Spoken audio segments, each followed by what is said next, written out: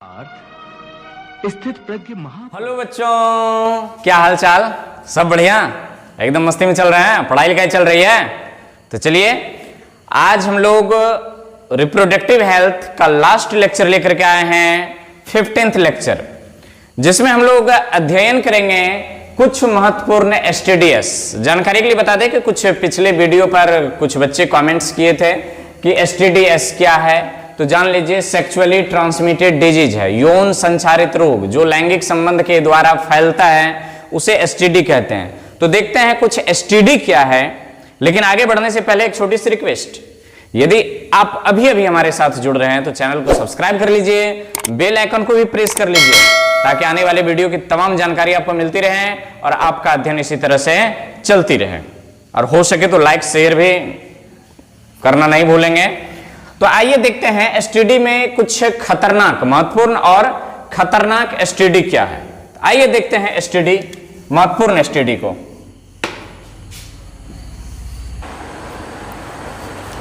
चलिए देखिए, आपके सामने कुछ महत्वपूर्ण एसटीडीएस को लिखे हैं, जगह कम होने के कारण 3 ही लिख पाए हैं। पहला देखिए सिफिलिस, स्पेलिंग देखिए SYPHILIS, सिफिलिस। ये होता किसके कारण है? नहीं, सिफिलिस एक रोग है, लक्षण बाद में देखेंगे। ये रोग है, होता किसके कारण है? ये कारक है इसका ट्रिपोनेमा पैलिडियम, या इसी को दूसरा नाम कहते हैं एस्पायरोचिट बैक्टीरियम।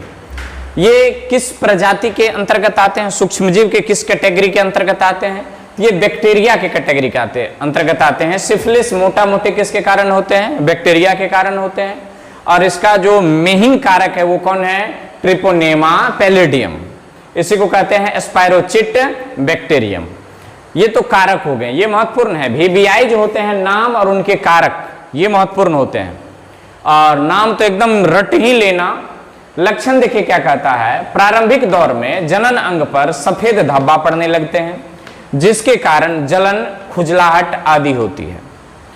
इस रोग से लंबे समय तक ग्रसित रहने से पैरालिसिस, यहां पर नहीं लिखे हैं, पैरालिसिस कॉमा हृदय रोग कॉमा लीवर रोग कॉमा किडनी रोग हो सकता है। सबसे खतरनाक यदि एसटीडी है तो वो यही है, मतलब एड्स HIV के बाद इसी का नंबर आता है। अब इनका देखिए जांच कैसे होता है, तो जांच का नाम है rapid plasma regional test, reagin test, rapid plasma reagin test, इसको RPR टेस्ट कहते हैं। अगला टेस्ट TPHA है, अगला टेस्ट VDRL है, अगला TPI टेस्ट है। ये सब सिफिलिस की टेस्ट है। आइए इस तरफ दूसरा नंबर देखते हैं, गोनोरिया। गोनोरिया का खोज निसेरिया ने किया था। किसने किया था? निसेरिया ने, इसलिए इसका नाम उसी के नाम से प्रचलित हो गया। तो कारक कौन है? Neisseria gonorrhoea, Neisseria gonorrhoea. ये साइंटिफिक नेम है इसलिए अंडरलाइन किया हुआ है, साइंटिफिक नेम है इसलिए अंडरलाइन है, साइंटिफिक नेम अंडरलाइन। पहला लेटर कैपिटल, दूसरा लेटर, दूसरा वर्ड का पहला लेटर स्मॉल, बाइनोमियल नोमेनक्लेचर, याद होगा। तो ये भी किस प्रजाति के हैं? तो बैक्टीरिया प्रजाति के, सूक्ष्मजीव के बैक्टीरिया कैटेगरी में आते हैं। लक्षण क्या है? जनन अंग से पस स्रावित होता है, उतना वाइटल नहीं है पर खतरनाक तो है, बीमारी कोई छोटा नहीं होता है। तीसरा नंबर है सबसे प्रचलित रोग ट्राइकोमोनेसियसिस, ट्राइकोमोनेसियसिस, ट्राइकोमोनियसिस। कारक क्या है? ट्राइकोमोनास वैजाइनलिस। ये किस सूक्ष्मजीव के अंतर्गत आते हैं? तो ये प्रोटोजोआ के अंतर्गत आते हैं, प्रोटोजोआ, प्रोटोजोआ के अंतर्गत आते हैं। लक्षण क्या है? पेट दर्द, मतलब पेरू में तेज दर्द रहता है, जनन अंग से बदबूदार पीले भूरे रंग का तरल स्रावित होता है। ये इनके लक्षण हैं। तो अभी तक में 3 लिखे हैं, लगभग 5-7 और लिखना है। तो इनको आप फटाक से क्या कर लीजिए, नोट कर लीजिए। इसके बाद हम अगला नंबर लिखते हैं, आगे क्या होता है, नोट कीजिए फटाक से।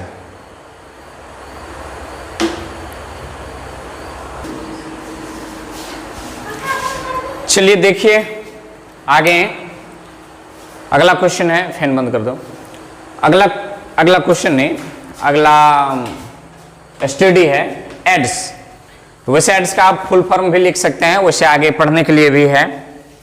Acquired immunodeficiency syndrome, acquired immunodeficiency syndrome, यह भी एक यौन संचारित रोग है जो लैंगिक संबंध के द्वारा फैलता है। इसका कारक देखिए क्या है, HIV, human immunodeficiency virus, human immunodeficiency virus HIV के कारण ये फैलता है।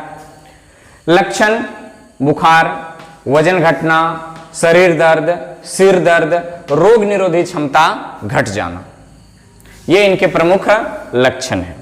अब कोई रोग लग गया, अब वो ठीक ही नहीं हो रहा है, यही है एड्स का लक्षण। अगला है हेपेटाइटिस बी, खतरनाक रोग है, लिवर को काफी प्रभावित करता है। कारक क्या है, ये देखिए वायरस है, ये भी वायरस, और HB वायरस या HA वायरस के कारण हेपेटाइटिस बी होता है। लक्षण मांसपेशी में दर्द, बुखार, लीवर कमजोर होना, पीला मूत्र त्याग होना, ये सब इनके लक्षण है हेपेटाइटिस बी के। आइए इस तरफ है जेनाइटल हर्पीस, कारक है हर्पीस सिंप्लेक्स वायरस, ये भी वायरस के कारण होते हैं।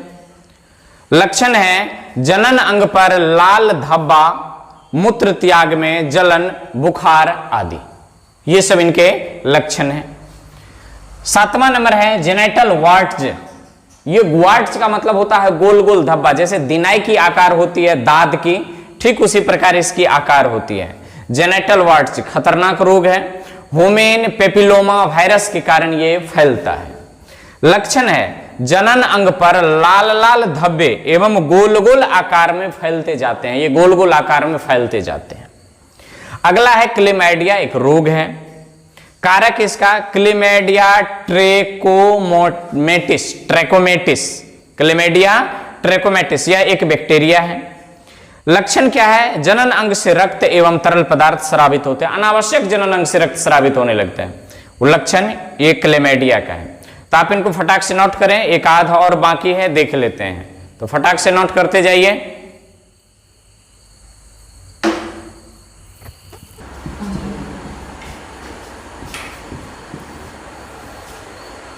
चलिए देखिए, नीचे द एंड लिखा हुआ है। अगला है वेजिनाइटिस, ये होता किसके कारण है, कैंडिडा एल्बिकेंस, यह एक फंजाई है, फंजाई प्रजाति के हैं, उससे ये होता है वेजिनाइटिस। लक्षण जनन अंग में खुजलाहट, जलन, पीले सफेद तरल पदार्थ स्रावित होना, ये वेजिनाइटिस का लक्षण है। पेल्विक इन्फ्लेमेटरी डिजीज, कारक बैक्टीरिया के कारण होता है। लक्षण लगातार पेट दर्द, बुखार रहना, बाझपन होना, बच्चे नहीं होना, ये सब किसके लक्षण हैं, ये पेल्विक इन्फ्लेमेटरी डिजीज का। 11वां और अंतिम नंबर है लिकोरिया, कमजोरी का प्रमुख कारण फीमेल में। ट्राइकोमोनास वेजिनैलिस, ये प्रोटोजोवंस डिजीज है, प्रोटोजोआ के कारण होता है। लक्षण है अनावश्यक योनि से सफेद पतला जल जैसे पदार्थ स्रावित होना, इसके कारण स्त्री में कमजोरी एवं रोग निरोधी क्षमता घटता है, कमजोरी होता है और रोग निरोधी क्षमता घटता है। तो नोट कर लीजिए पहले इनको एक बार, फिर इस पर चर्चा करते हैं। चलिए नोट कर लिए होंगे। अब इसके जो 11 नाम लिखे हैं, आपको 11 नाम याद होनी चाहिए। यहां से ऑब्जेक्टिव पूछता है कि निम्नलिखित में से कौन यौन संचारित रोग है या नहीं है। 3 गो ये दे देगा तो 1 गो अलग देगा तो क्वेश्चन रहेगा नहीं है, और 3 गो अलग का डिजीज दे देगा, इनमें से 11 में से कोई एक नाम दे देगा तो कहेगा कौन यौन संचारित रोग है। तो इसलिए 11 के 11 नाम आप याद रखेंगे। तो इस प्रकार ह्यूमन रिप्रोडक्शन कंप्लीट समाप्त होता है, रिप्रोडक्टिव हेल्थ सहित। इसके बाद है जेनेटिक्स। तो मिलते हैं अगले टॉपिक जेनेटिक्स के साथ, पढ़ाई करते रहें। All the best.